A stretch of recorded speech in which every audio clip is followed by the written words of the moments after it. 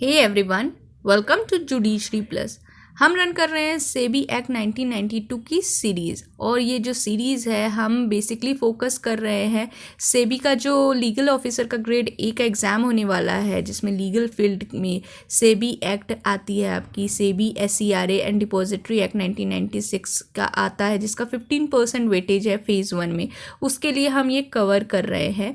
And already हमने एक video upload कर दिया है जिसमें हमने चैप्टर 1 एंड चैप्टर 2 कंप्लीट कर लिया है। तो अगर आपने नहीं देखा तो देख लीजिए जाके, डिस्क्रिप्शन बॉक्स में मैं लिंक डाल दूंगी। आज हम डिस्कस करने वाले हैं चैप्टर 3 से। तो चैप्टर 3 हमें क्या बताता है? Transfer of assets, liability, ETC of the existing securities and exchange board to the board. यानी कि ट्रांसफर करने के बारे में बता रहा है। ट्रांसफर किस चीज़ का? ट्रांसफर एसेट्स की, लाइबिलिटी की। एंड वो किससे ट्रांसफ़र हो रहा है? जो एग्जिस्टिंग है, यानी कि इस बोर्ड के इस्टेब्लिशमेंट से पहले जो है एग्जिस्टिंग सिक्योरिटी है ना, उसकी ट्रांसफ़र हो रही है। ठीक है। And exchange board to the board, यानी कि जब बोर्ड इस्टेब्लिश हो गया तो बोर्ड को ट्रांसफ़र हो गया। अब डिटेल में एक बार देख लेते हैं सेक्शन 10 हमें क्या बोल रहा है। यानी कि transfer of assets, liabilities, ETC of existing security and exchange board to the board. यानी कि on and from the date of establishment of the board, यानी कि जिस दिन बोर्ड का एस्टेब्लिशमेंट हुआ उस दिन से क्या होगा? Any reference to the existing security and exchange board in any law other than this act or in any contract or other instrument shall be deemed as a reference to the board. यानी कि ये जब board establish हुआ इस act के अंदर, उससे पहले कोई एग्जिस्टिंग सिक्योरिटी या एक्सचेंज बोर्ड थी, ठीक है, किसी भी अदर लॉ के अंदर, तो वो मान लिया जाएगा कि वो डीम्ड हो गया है, वो मान लिया जाएगा कि वो मिल गया है इस बोर्ड के अंदर, उसकी सारी पावर इस बोर्ड को मिल गई है। क्लॉज बी हमें क्या बोल रहा है? ऑल प्रॉपर्टीज एंड एसेट्स, चाहे वो मूवेबल हो या इमूवेबल हो, or belonging to the existing security and exchange board shall vest in the board. यानी कि जितनी भी प्रॉपर्टी है, जितने भी एसेट्स हैं, चाहे वो मूवेबल है या इमूवेबल है, ठीक है, belonging to the existing security and exchange board shall vest in the board.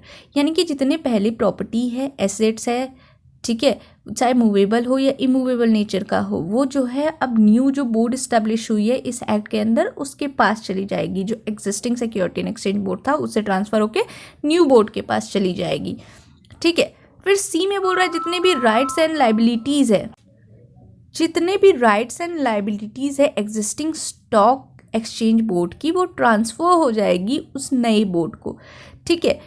फिर जो चौथा पॉइंट है वो हमें बोल रहा है जितने भी डेट है, ऑब्लिगेशन है, लाइबिलिटी है, कॉन्ट्रैक्ट है जो भी एंटर कर रहा है existing security and exchange board, वो इमीडिएटली जो उस डेट से है, उस डेट जिस दिन वो बोर्ड जो है इस एक्ट के अंदर इस्टेब्लिश हुई है, उससे पहले जितने भी है, ठीक है, वो सारे जो भी है ना, वो मान लिया जाएगा इस बोर्ड से रिलेटेड है, इस बोर्ड ने कॉन्ट्रैक्ट किया है एंड इस बोर्ड ने लाइबिलिटी ली है, ऑब्लिगेशन लिया है, सारा मान लिया जाएगा इस बोर्ड के ऊपर है। ठीक है। और पांचवा बोल रहा है जितने भी सम्स ऑफ मनी है जो existing security stock exchange board के हैं, वो immediately before that day shall be deem to be due to the board. यानी कि उस दिन से, जिस दिन ये एक्ट इस्टेब्लिश हुआ उस दिन से मान लिया जाएगा बोर्ड पे वो आ गया है, सारे सम्स और उस पे इस बोर्ड पे ड्यू हो गए हैं। यानी कि बेसिकली जो सेक्शन नंबर 10 है, ये सेक्शन नंबर 10 का क्लॉज 1 ये हमें यही बता रहा है कि जो भी existing security and exchange board के जितने भी राइट्स हैं, लाइबिलिटी है, ऑब्लिगेशन है, वो ट्रांसफ़र हो जाएंगे इस बोर्ड को जिस दिन ये एक्ट इस्टेब्लिश हुआ। उसमें से बेसिकली मैं एक बार रिवाइज करा देती हूँ आपको। फर्स्ट जो पॉइंट है वो बोल रहा है कि कोई भी सिक्योरिटी एक्सचेंज बोर्ड है किसी भी लॉ के अंदर इस्टेब्लिश हुआ है, मान लिया जाएगा उसके सारे पावर्स जो है इस बोर्ड को मिल गए हैं। दूसरा बोल रहा है जितने भी इमूवेबल प्रॉपर्टी है, मूवेबल प्रॉपर्टी है, या कोई भी एसेट्स है जो किसी existing security and exchange board के पास है, वो इस बोर्ड को ट्रांसफ़र हो गया है। थर्ड में उसी तरह राइट्स एंड लाइबिलिटी के बारे में बात की है कि वो एग्जिस्टिंग बोर्ड से जो है इस बोर्ड को ट्रांसफ़र हो रहा है। एंड जो फोर्थ है उसमें सारे डेट्स, ऑब्लिगेशन एंड लाइबिलिटी के बारे में बात की गई है, वो भी ट्रांसफ़र हो जाएगा उसी दिन से, डीम्ड मान लिया जाएगा कि इस पे ट्रांसफ़र हो गई, इस बोर्ड पे जो इस एक्ट के अंदर, सेबी एक्ट के अंदर इस्टेब्लिश हुई है। एंड जितने भी मनी है, सम शेड्यू है, एग्जिस्टिंग इस सिक्योरिटी एंड एक्सचेंज बोर्ड पे वो मान लिया जाएगा इस एक्ट के अंदर जो बोर्ड स्टैब्लिश हुई है उसको ट्रांसफर हो गई। ये सिंपल सी चीज़ थी सेक्शन नंबर 10 के क्लॉज 1 में, ठीक है। और भी इसमें 2 क्लॉज है जो कि जितने भी सूट्स है और अदर लीगल प्रोसीडिंग्स है जो भी इंस्टीट्यूट हुए हैं, ठीक है, और जो भी इंस्टीट्यूट हुए हैं एग्जिस्टिंग सिक्योरिटी एक्सचेंज बोर्ड के नाम पे, वो उस दिन से जिस दिन ये बोर्ड स्टैब्लिश हुआ ये न्यू वाले बोर्ड के अंदर नाम पे हो जाएगी। जितने भी सूट्स हैं लीगल प्रोसीडिंग्स है, ये क्लॉज एफ में बोल रहा है। और जी में बोल रहा है जितने भी एम्प्लॉयज़ हैं, ठीक है, जो होल्ड कर रहे हैं कोई भी office security and exchange board के अंदर, वो उस डेट से मान लिया जाएगा जिस दिन से ये बोर्ड इस्टेब्लिश हुई है उस दिन से वो इस बोर्ड के एम्प्लॉय माने जाएंगे और उनका टेन्योर सेम होगा, ठीक है। टर्म्स एंड कंडीशन जो सर्विस की है जो वो पहले उनका था वो ही सेम होगा, remuneration same, leave same, provident fund, ये सारी चीज़ें, सारे बेनिफिट्स जो मिलती हैं वो सेम होगी, ठीक है। जो उनको पहले से मिल रहा था वो सेम होगा उनका सारा बेनिफिट। और ये माना जाएगा as he would have been held such office if the board has not been establish and such continue to do as an employ of the board until the expiry of the period of 6 months from the date of if such employee opts not to be the employee of the board within such period। यानी कि उनके पास employ के पास एक option भी होगा कि 6 महीने के अंदर अंदर, ये एक्ट के इस्टेब्लिशमेंट के 6 महीने के अंदर अंदर वो चूज़ कर सकते हैं, वो ऑप्ट कर सकते हैं कि वो एग्जिस्टिंग बोर्ड के एम्प्लॉय रहना चाहते हैं कि नहीं। और अगर रहना चाहते हैं तो वो कंटिन्यू करेंगे और उनके पास सारे बेनिफिट्स वही होंगे जो उनको पहले मिल रहे थे। एंड अगर वो ऑप्ट करते हैं कि वो नहीं करना चाहते हैं तो 6 महीने तक उनको मिलेगा एंड देन वो रिलीफ हो जाएंगे, उनको रिलीव मिल जाएगी, ठीक है, उस पोजीशन से, ठीक है। ये था हमारा क्लॉज नंबर 1। अब आते हैं क्लॉज नंबर 2 पे जो बता रहा है notwithstanding anything contained in the Industrial Dispute Act of 1947 or in any other law for the time being in force, absorption of any employee by the board in its regular service under this act shall not entitle such employee to any compensation under that act or any other law, and no such claim shall be entertained by any court, tribunal or other authority। यानी कि यहाँ जो employ की बात हो रही है clause number जी में, उसके रिगार्डिंग यहाँ बात हो रही है क्लॉज 2 में कि कुछ भी दे रखा हो इंडस्ट्रियल डिस्प्यूट एक्ट ऑफ 1947 में, ठीक है, या कोई अदर लॉ में भी कुछ दे रखा हो, अगर कोई एम्प्लॉय का एब्जॉर्प्शन होगा एग्जिस्टिंग सिक्योरिटी एक्सचेंज से राइट नाउ जो बोर्ड है उस पे उसके रेगुलर सर्विस के अंदर, ठीक है, रेगुलर सर्विस के अंदर अगर हो रहा है तो फिर वो इंटाइटल नहीं है वैसा एम्प्लॉय कि उसको कोई कंपनसेशन मिले इस एक्ट के अंदर, क्योंकि उसकी तो सर्विस अफेक्ट ही नहीं हो रही है। वो जो है एग्जिस्टिंग स्टॉक एक्सचेंज से अब ये न्यू बोर्ड के अंदर एम्प्लॉय हो गया, उसकी सारी जो सर्विस के टर्म्स एंड कंडीशन थे वो सेम रहेंगे, तो फिर कंपनसेशन किस बात का है ना। तो उसको कोई भी कंपनसेशन नहीं मिलेगा इस एक्ट के अंदर या तो किसी अदर लॉ के अंदर, और वो कोई ऐसा क्लेम भी नहीं कर सकता है, कोई कोर्ट एंटरटेन नहीं करेगा या कोई ट्रिब्यूनल या कोई अदर अथॉरिटी जो है वो एंटरटेन भी नहीं करेगा ऐसा क्लेम। तो यहाँ क्लियरली स्पेसिफाई कर दिया है क्लॉज 2 में, ठीक है। और इसी के साथ हमारा चैप्टर 3 भी कंप्लीट होता है, बस एक ही सेक्शन था इसमें, सेक्शन नंबर 10। इसके बाद जो है हमारा चैप्टर नंबर 4 आता है जो कि बात कर रहा है power and function of the board. This is very very very much important for your examination, ठीक है, कि बोर्ड की पावर क्या है, बोर्ड फंक्शन क्या परफॉर्म करता है। तो 11 में बता रहा है फंक्शन ऑफ द बोर्ड, ठीक है। तो सबसे पहली क्या चीज़ दे रखी है क्लॉज 1 में, subject to the provision of this act it shall be duty of the board to protect the interest of the investor in security and promote the development and regulate the security market and measure as it things. अब हमने same wording हमने पढ़ी थी preamble में भी, अगर आपने previous class में नहीं देखा तो जाके देखिएगा, उसके बाद ही ये लेक्चर पूरी देखिएगा क्योंकि बेस वहीं से आपका क्लियर होगा, ठीक है।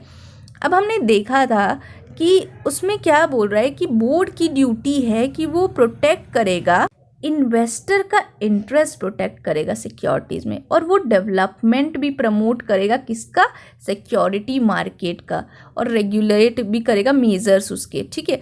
यानी कि इसकी जो फॉरमोस्ट ड्यूटी है वो तो ये है कि वो इन्वेस्टर का इंटरेस्ट प्रोटेक्ट करे एंड प्रमोट करे डेवलपमेंट का, ठीक है, और रेगुलेट करे सिक्योरिटी मार्केट, यानी कि सिक्योरिटी मार्केट का डेवलपमेंट एंड प्रोटेक्शन किसका इंटरेस्ट का, इन्वेस्टर के इंटरेस्ट का एंड सिक्योरिटी। ये जो दोनों चीज़ है ये फॉरमोस्ट फंक्शन और ड्यूटी बोल सकते हैं आप जो है इस बोर्ड का होता है, ठीक है।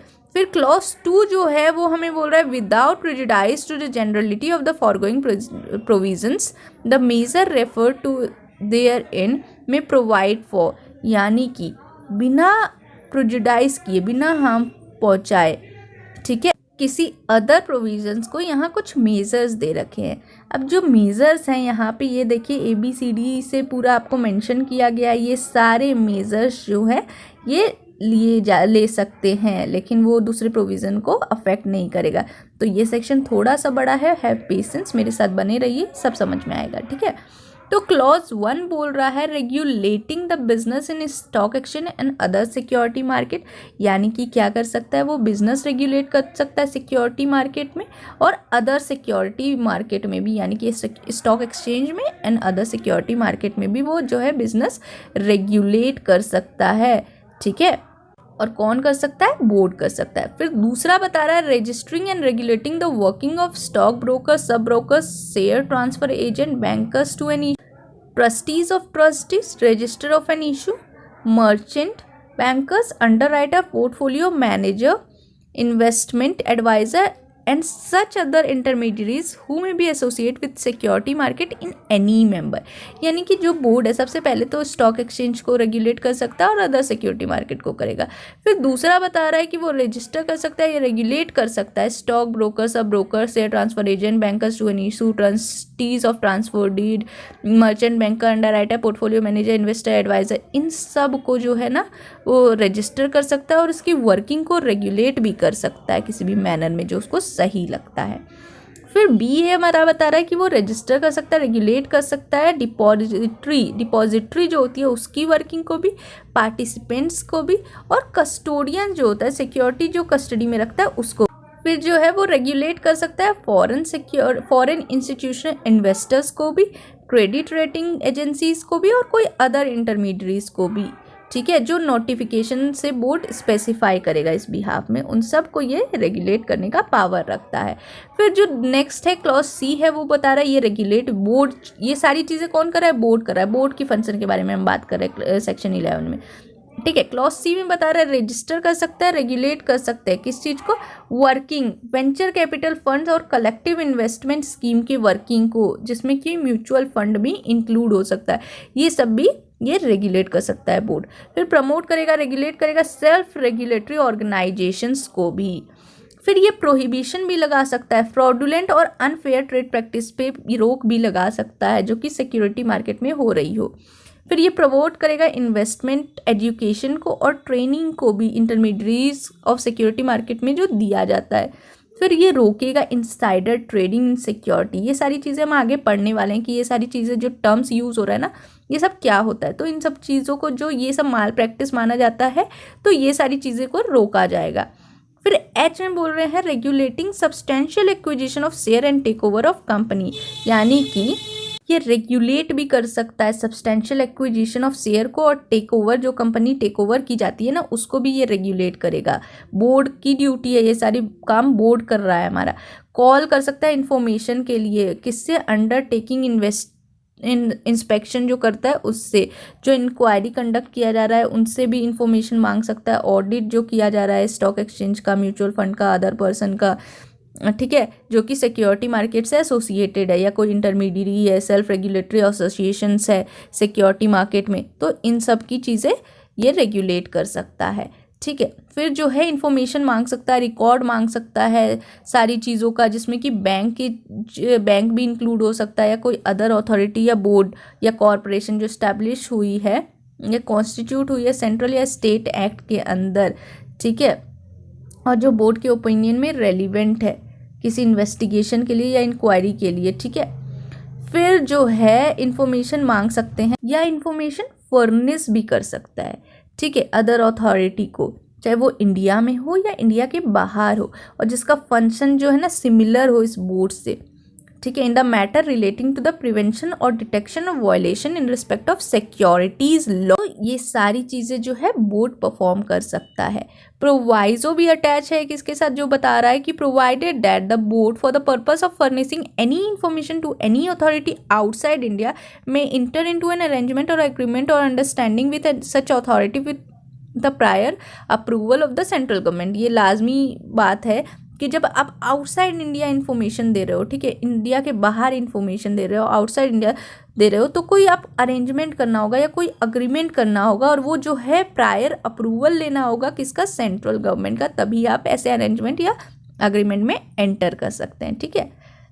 फिर जो जे पॉइंट है ये बता रहा है आप ऐसे परफॉर्म कर सकते हैं फंक्शन या एक्सरसाइज कर सकते हैं ऐसे पावर। कौन कर सकता है, बोर्ड कर सकता है इस प्रोविजंस के अंदर जो SCRA के अंदर दे रखी है, ठीक है, as may be delegated to it by central government. यानी कि SCRA में जो प्रोविजंस हैं वो ये बोर्ड भी परफॉर्म कर सकता है अगर उसको सेंट्रल गवर्नमेंट ने डेलीगेट किया है तो, ठीक है। उस पर कुछ फीस भी लगाई जा सकती है या अदर चार्जेस भी लगाया जा सकता है इस पर्पस के लिए, ठीक है। फिर एल जो बता रहा है वो बता रहा है कि वो रिसर्च भी कंडक्ट कर सकता है अवर पर्पसेस के लिए। यानी कि ऊपर में जितनी सारी चीज़ें दे रखी ना उन सब के करने से पहले वो पहले अपने तरफ से रिसर्च भी कर सकता है, उसके बाद वो कोई एक्शन लेगा।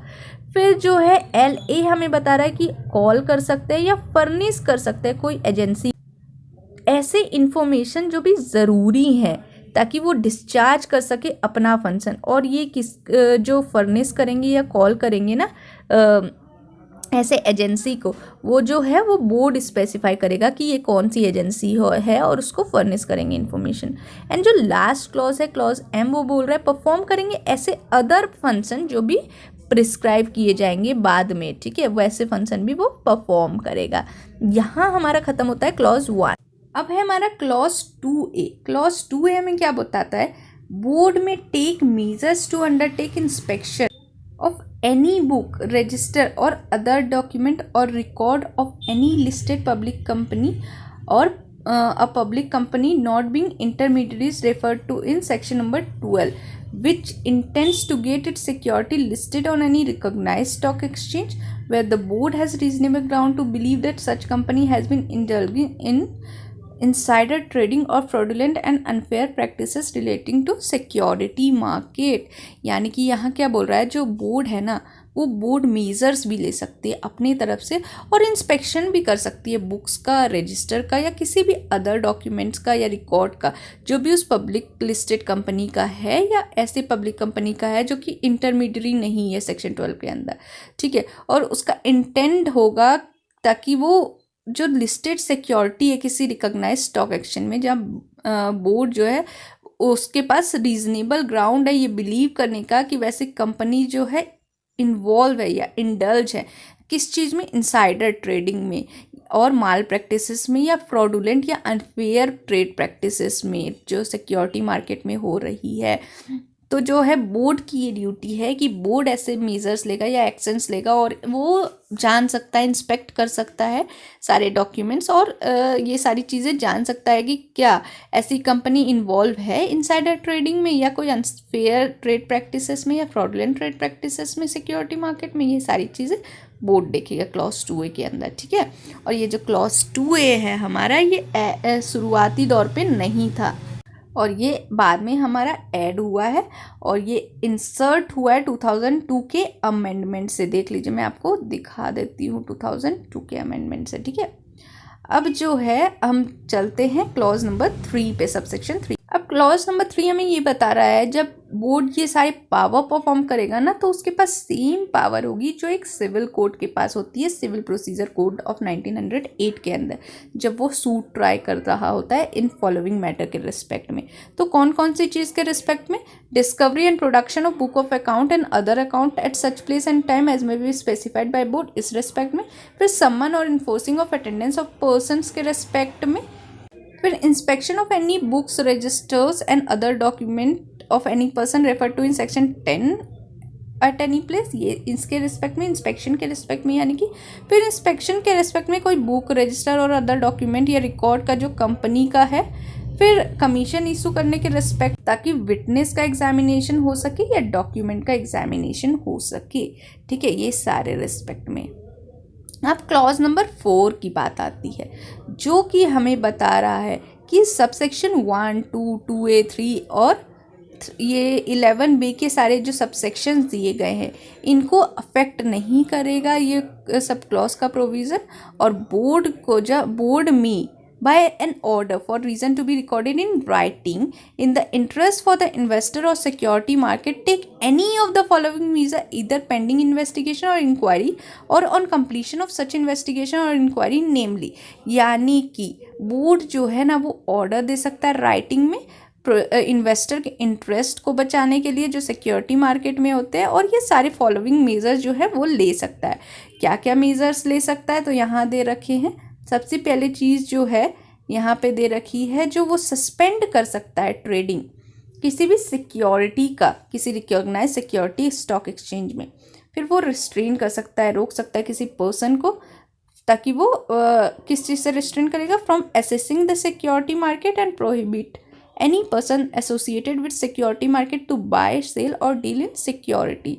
ठीक है, रिस्ट्रेन भी कर सकता है, सस्पेंड कर सकता है ऐसा ट्रेडिंग, ठीक है, या रिस्ट्रेन कर सकता है किसी पर्सन को जो भी सस्पिशियस पर्सन है कि वो एसेस नहीं कर सकता है सिक्योरिटी मार्केट, और उसको प्रोहिबिट भी कर देगा कि वो बाय सेल और डील नहीं करेगा सिक्योरिटीज़ में।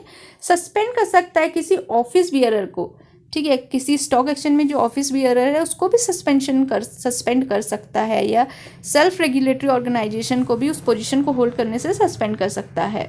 फिर जो है इम्पाउंड कर सकता है या रिटेन कर सकता है द प्रोसीड्स और security in respect of any transaction which is under investigation. क्या कर सकता है, इम्पाउंड कर सकता है या रिटेन कर सकता है प्रोसीड्स।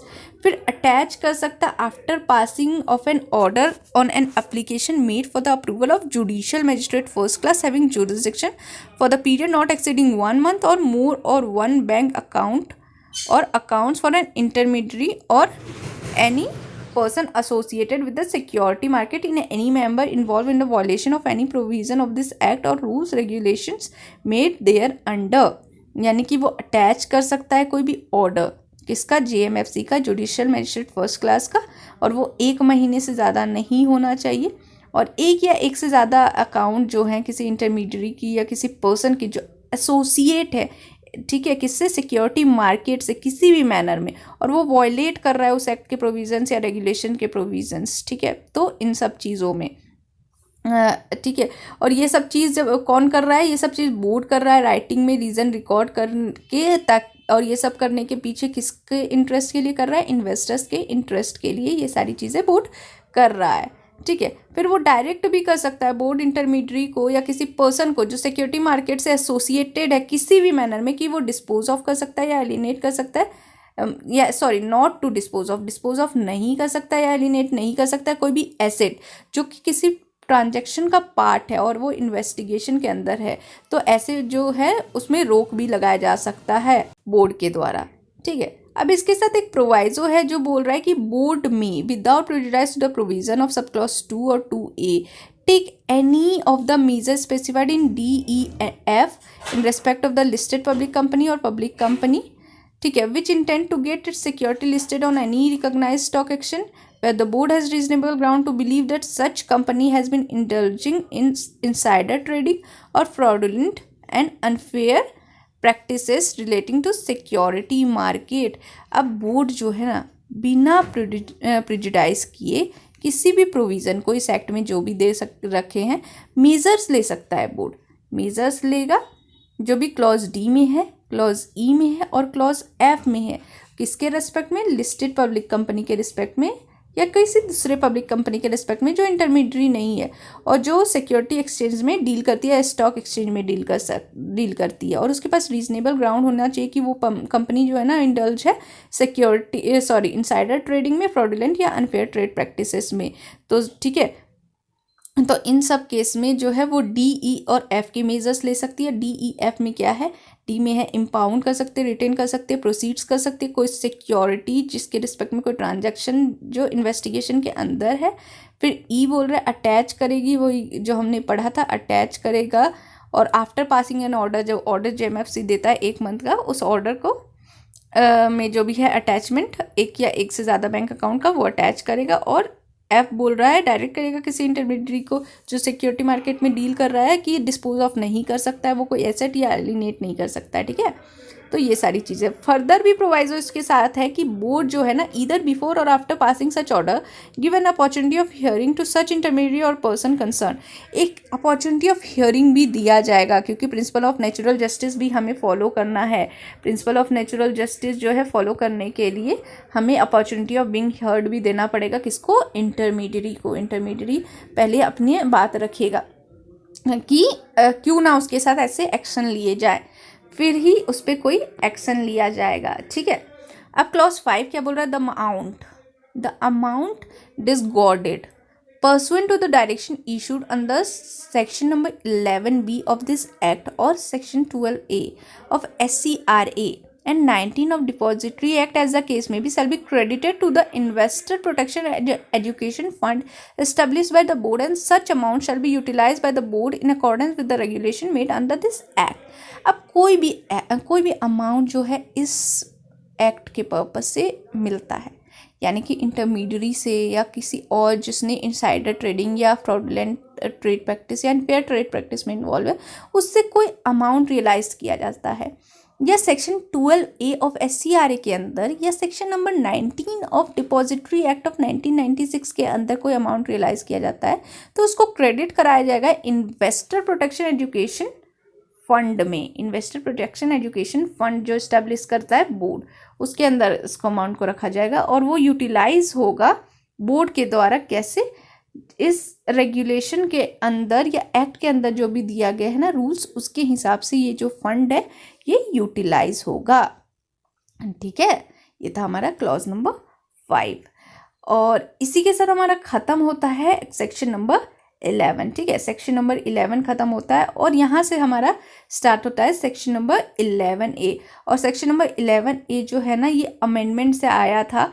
ये बोर्ड टू रेगुलेट और prohibit issue of prospector offer और डॉक्यूमेंट और एडवर्टाइजमेंट और soliciting money for the issuance of security, ये जो है अमेंडमेंट नंबर जो है हमारा ये 2002 के अमेंडमेंट से इंसर्ट करा गया था।